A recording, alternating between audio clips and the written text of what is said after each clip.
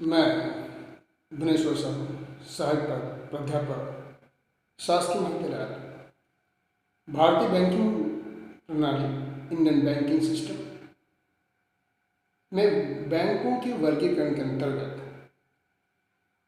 सहकारी बैंक का अध्ययन किया जाना है। सहकारी बैंक के अध्ययन के पूर्व हमें उनके इतिहास पर जाना होगा, कुछ उनके आशय का अध्ययन करना होगा। सहकारिता से आशय व्यक्तियों का समूह से होता है जो किसी निश्चित उद्देश्य को प्राप्त करने के लिए इकट्ठे होते हैं, जो स्वयं प्रयत्न करते हैं और अपने उद्देश्यों को प्राप्त करते हैं। एक कहावत है कि एक कच्चा धागा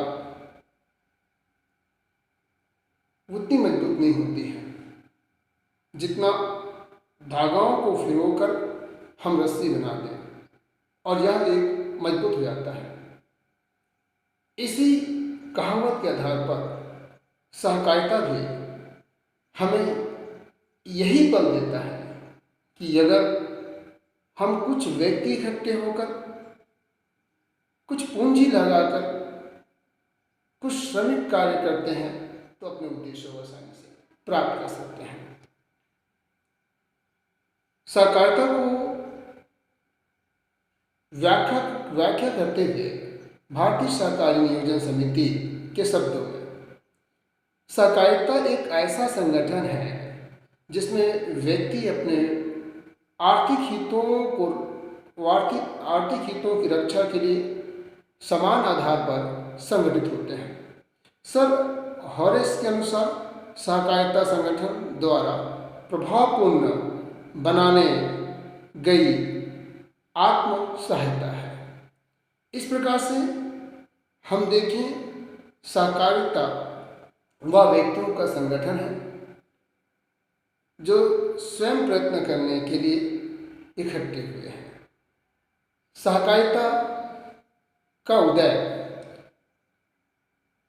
का श्रेय फ्रेडरिक विलियम रेफेजेन, जिन्होंने ग्रामीण साख समितियों की स्थापना की, तथा हरमन सुल्ज-डैलिस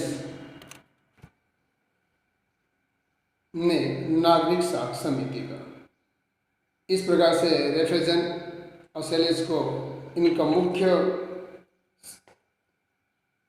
श्रेय जाता है। भारत में सहकारी साख का उद्भव मुख्य रूप से फ्रेडरिक निकल्सन द्वारा रखी गई, जिन्होंने 1895 में मद्रास में कृषि बैंक स्थापित करने का सुझाव दिया था। देश में कृषकों की भारी ऋणग्रस्तता को देखते हुए यह सुझाव दिया गया कि भारत में सहकारिता का स्थापना किया जाना चाहिए। भारत में सहकारी साख संस्थाओं की स्थापना की जानी चाहिए। ड्यूपर नेक्स ने भी अपनी पुस्तक people bank for northern India में उत्तर प्रदेश में ग्रामीण बैंकों की स्थापना किए जाने का सुझाव दिया था। पुनः 1901 में अकाल आयोग ने भारत में सहकारी समिति की स्थापना पर बल दिया। इन सुझावों के परिणाम स्वरूप 1904 में पहला सहकारी समिति अधिनियम पास किया गया। इस कानून में केवल प्राथमिक साख समिति बनाने की व्यवस्था थी, तथा 1912 में एक नया कानून बनाया गया जिसमें साख समितियों के अतिरिक्त अन्य प्रकार की सहकारी समिति बनाने की अनुमति दी गई, तथा प्राथमिक समितियों के साथ साथ केंद्रीय तथा प्रांतीय बैंकों की स्थापना की व्यवस्था भी की गई। इस प्रकार से भारत में सहकारिता का उद्भव 1895 में मद्रास कृषि बैंक से दिखाई देता है। इसमें और विकास करने के लिए मैकलेगम समिति की स्थापना किया गया।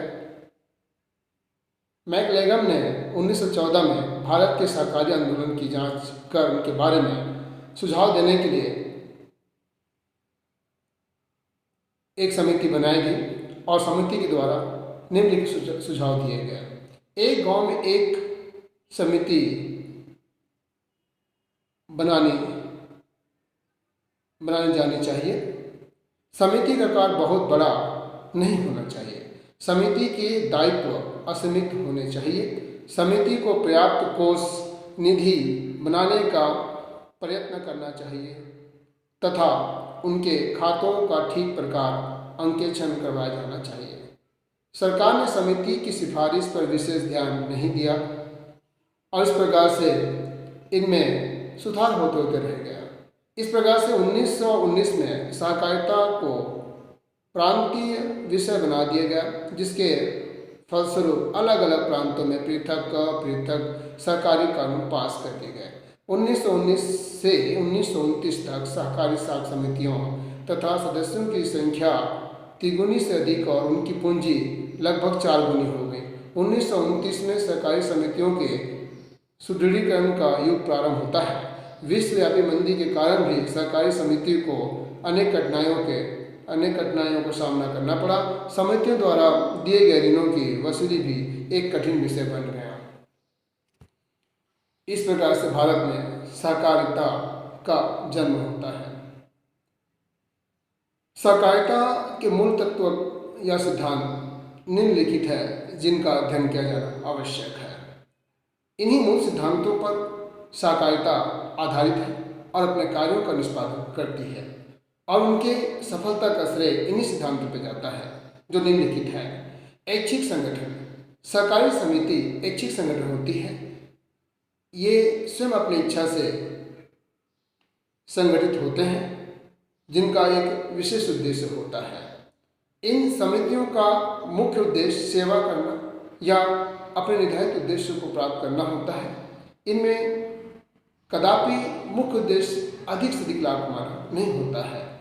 दुर्लभ व्यक्तियों का संग। दुर्लभ व्यक्तियों से ऐसे व्यक्ति जो अकेला किसी कार्य को नहीं कर सकता है, अकेली पूंजी लगाकर किसी व्यवसाय को प्रारंभ नहीं कर सकता है, ऐसे व्यक्तियों का ये समूह है जिसमें आपस में पूंजी लगाकर श्रम कर मेहनत कर अपने उद्देश्यों को प्राप्त करते हैं।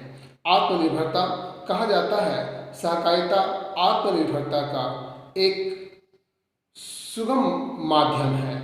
अपने सहायता आप करो इस सिद्धांत पर आधारित है। यह संगठन पूंजीपतियों या सत्ताधारियों के शोषण से बचने के लिए बनाया जाता है। समान अधिकार। सहकारिता में सभी सदस्यों को समान अधिकार मिलता है।